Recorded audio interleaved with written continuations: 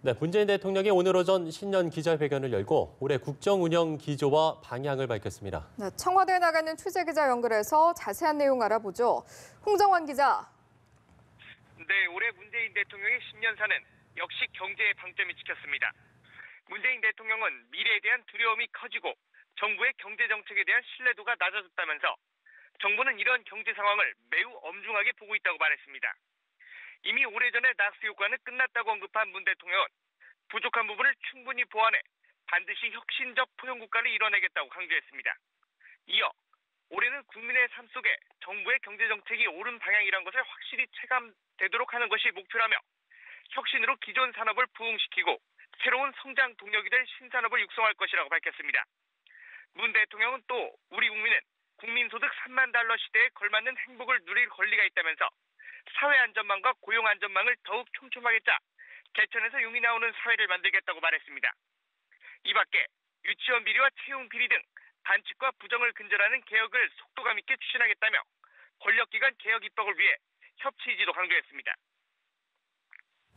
네, 지난해 큰 성과를 보였던 한반도 평화 프로세스는 올해에도 더욱 박차를 가하겠다, 이렇게 밝혔죠. 네, 그렇습니다. 한반도 평화의 길은 올해 더욱 속도를 낼 것이라고 밝혔는데요. 머지않은 시기에 개최될 2차 북미 정상회담과 김정은 북한 국무위원장의 서울 답방은 한반도 평화를 확고히 다질 수 있는 또 하나의 전환점이 될 것이라고 말했습니다. 그러면서도 한반도 비핵화에 대한 약속이 지켜지고 평화가 완전히 제도화될 때까지 긴장을 늦추지 않겠다는 신중한 입장도 드러냈습니다. 문 대통령은 특히 북한의 조건 없고 대가 없는 개성공단 금강산 관광 재개 의지를 매우 환영한다며 국제 제재 문제의 조속한 해결을 위해 미국을 비롯한 국제사회와 협력해 나가겠다고 밝혔습니다. 문 대통령은 이번 비핵화 과정은 양 정상이 직접 만나 합의하고 국제사회에 공표한 것인 만큼 차관복급 선에서 실무적 협상을 했던 과거 실패 사례와는 합의의 무게가 다르다며 북한의 비핵화 의지에 신뢰감을 보였습니다. 북한의 비핵화가 주한미군에 영향을 미칠 수 있느냐는 질문에 대해선 주한미군은 반드시 북한하고만 연계된 것이 아니라 동북아 전체의 안정과 평화를 위해 존재하는 것이라면서 비핵화의 상응 조건으로 주한미군이 연계될 가능성은 높지 않다고 답했습니다.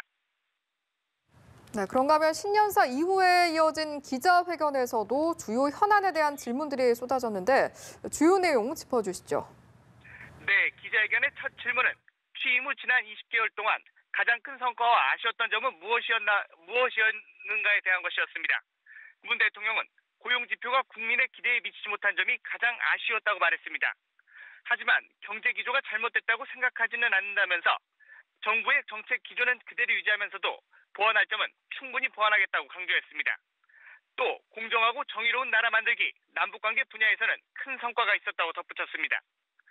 이후 외교안보 분야에 대한 질문들이 이어졌는데 최근 김정은 위원장의 방중에 대해선 제2차 북미 정상회담이 가까워졌다는 것을 보여주는 징후라고 생각한다고 말했고요. 지난 연말 받은 김 위원장의 친서에 답장을 한 사실도 전해졌습니다. 최근 논란이 됐던 김태우 전 특감 발언과 신재민 전 사무관의 폭로에 대한 입장도 밝혔는데요. 문 대통령은 우선 과거 정부에 비해 권력형 비리가 발생하지 않았다며 김 수사관이 제기한 문제는 자신이 한 행위를 놓고 시비가 불거지는 것이고 곧 수사를 통해 가려질 것이라고 말했습니다.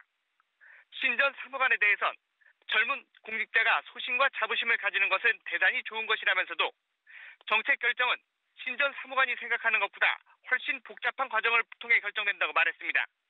오늘 기자회견은 당초 오전 11시 40분까지 예정돼 있었는데 정오를 훌쩍 넘겨 끝이 났습니다. 지금까지 청와대에서 전해드렸습니다.